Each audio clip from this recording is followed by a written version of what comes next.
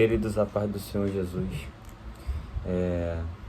a palavra de hoje se encontra em Levíticos, no seu capítulo 6, o verso de somente número 13 como referência para nós.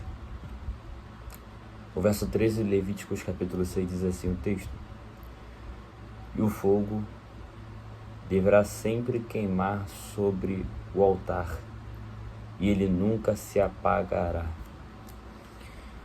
Eu tenho algumas reflexões sobre aquilo que Deus me deu em relação a esse texto, principalmente em relação ao autor. Haja vista que o autor desse texto é Moisés, escritor Moisés. A gente pega uma certa trajetória de Moisés, as escrituras dos Pentateucos, que são os 5 primeiros livros da Bíblia Sagrada, escritos justamente pelo próprio Moisés: Gênesis, Êxodo, Levíticos, Números e Deuteronômios. E quando a gente pega a biografia de Moisés, a biografia de Moisés me mostra que ele é reconhecido entre as tribos por ser um homem que é um guia religioso, porque dava um norte às pessoas, às tribos daquela época. Ele era também conhecido como profeta, porque não profeta para entregar, revelar algo da parte de Deus, sim, porém em relação à palavra dele. Moisés recebia no deserto, pregava para o povo. Moisés recebia no monte, pregava para o povo. Moisés recebia de Deus dentro do palácio, ele pregava para as pessoas a palavra de Deus. Moisés também ficou reconhecido como legislador, porque ele sabia governar. Aonde que Moisés chegava, ele sabia sair também. Moisés era um homem querido, que foi levantado por Deus, e as pessoas reconheciam que Deus realmente se levantou na pessoa de Moisés. Só que quando eu vou olhar para dentro da biografia de Moisés, me choca um pouco da atenção, porque antes de eu entrar no capítulo que nós lemos, eu preciso ver quem foi que materializou, quem foi que escreveu, quem foi que chegou e traduziu esse texto. Então, quando eu vou olhar para a vida de Moisés, Moisés era filho de Joquebede e Arão, Anirão, não é Arão, é Arão. Mas era filho de 2 homens que são nascidos dentro do Egito, da tribo de Levi, mas nascido dentro do Egito. E isso me confronta, porque Moisés também vai nascer numa época de um faraó chamado Ramsés. A data estipulada para este governo de faraó Ramsés é de 1213 a 1279 a.C. E nesta época, faraó Ramsés vai lançar uma ordem para as parteiras, dizendo: olha, se for os filhos das hebreias que nascem dentro do Egito ou em volta do Egito, se for mulher, pode permanecer vivo. Mas se os filhos dessa parteira nascer homem, é para matar. Só que você lembra comigo que agora Moisés está sendo reconhecido entre as tribos de Levi como um guia religioso, como profeta e como legislador. Porém, antes faraó Ramsés tinha emitido uma nota para todo hebreu que nascesse homem, uma sentença de morte.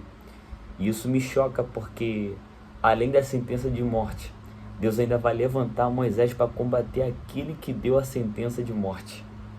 Isso aqui é forte. É por isso que me chamou a atenção, porque Moisés era para ter sido morto, só que foi jogado às margens do rio Nilo, sobrevivido e sendo pego por uma pessoa que também era de dentro do palácio. Deus está colocando pessoas improváveis onde tem sentença de morte. Deus está pegando pessoas que estão hoje na droga, levantando como pregador, porque é Ele que faz isso. Ele levanta o exaltado, é Ele que levanta o abatido, é Ele que rasga essas vestes de pecador e nos levanta como mais um proclamador do Evangelho.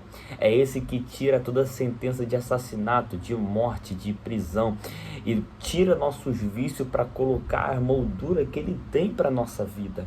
Esse é o Deus que servimos. Por isso, Moisés me chama muita atenção aqui, porque a biografia dele me mostra que era ele para ser nem nascido, mas já que nasceu, Deus vai levantar este homem chamado Moisés para poder combater aquele que deu a sentença. Deus ainda vai levantar uma geração, minha gente, como eu e você que está assistindo, que ainda está por meio de muitos caos, muitos problemas, muitas sentenças, até de morte. Uma família que o pai foi cachaceiro, uma mãe que não reproduzia. Deus ainda está levantando pessoas assim ainda. Deus ainda é o mesmo Deus de antes. Aí quando vamos chegar em Levíticos capítulo 1, ele vai mostrar sobre a manutenção do altar. E existia uma regra do holocausto, que significa sacrifício. Sacrifício porque ele me dá uma direção. Eu precisava buscar um novilho bom e sem defeito, e levar até o sumo sacerdote para ele entrar no tabernáculo de Deus, que era o único que poderia entrar no tabernáculo de Deus.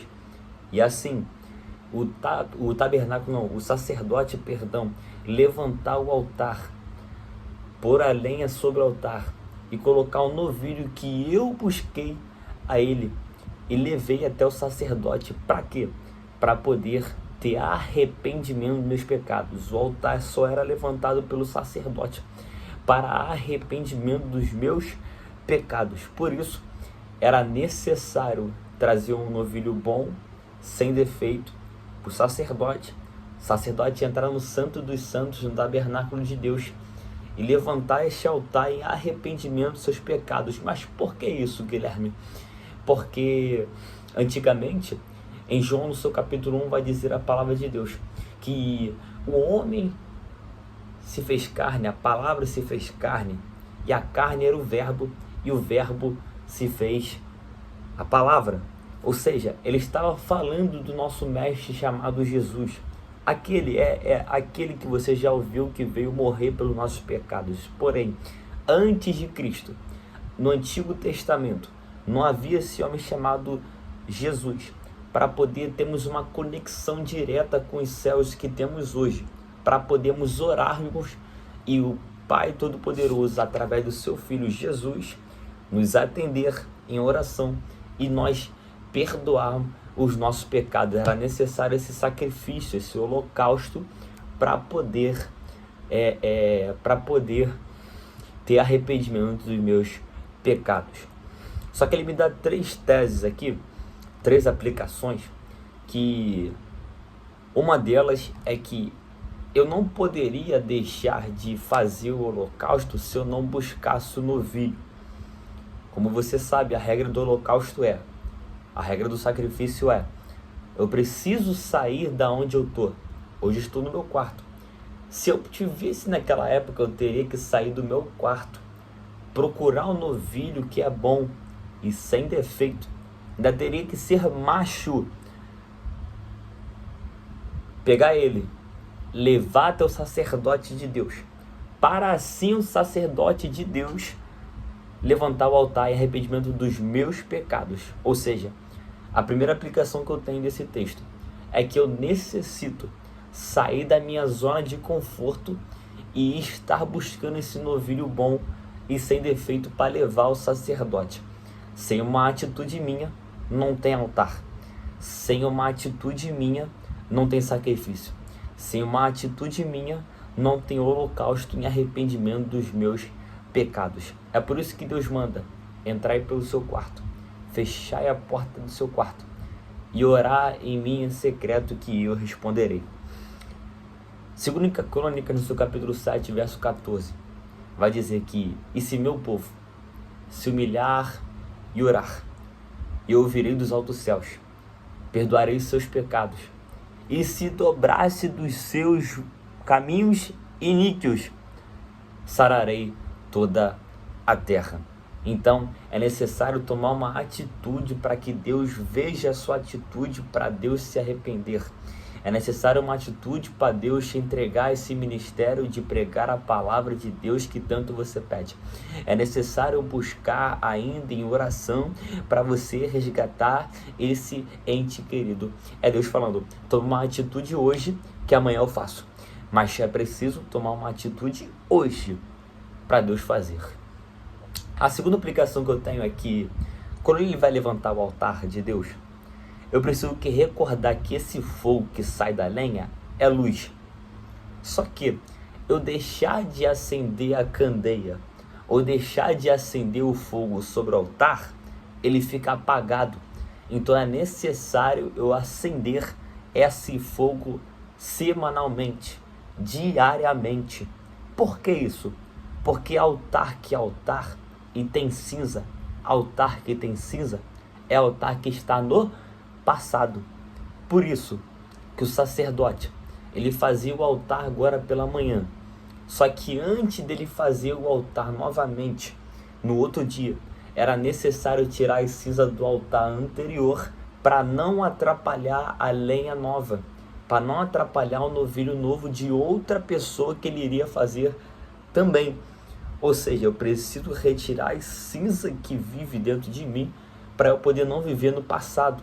Eu preciso arrancar esse vício que tem dentro de mim para eu poder viver a promessa. Ou seja, Deus ainda fala que é necessário arrancar aquilo que está impedindo de alcançar a promessa.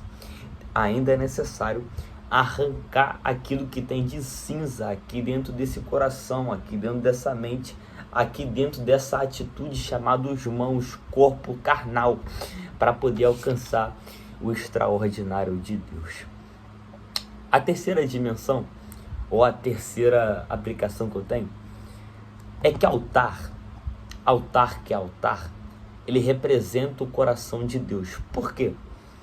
O Espírito Santo, que é essa lenha, essa brasa viva, ela entra em conexão com o nosso coração, faz queimar esse coração por arder por uma estratégia. Que estratégia é essa, Guilherme? Há uma estratégia chamada presença de Deus. A presença de Deus, ela é uma coisa que aonde ela chega, o ambiente é transformado. Aonde a presença de Deus está estabilizada, o corpo humano é refratado. Ou seja, a presença de Deus domina aquele corpo, domina aquele ministério, domina aquele chamado, domina aquela residência. Quando a presença de Deus está presente, não há mal que possa ficar de pé diante da presença de Deus. Eu vou de Bíblia para você, vou comprovar isso para você. 2 Crônicas, no seu capítulo 5, vai dizer o texto que homens, sacerdotes e profetas e levitas vão se reunir em uma tenda. Tenda essa chamada tenda de congregação.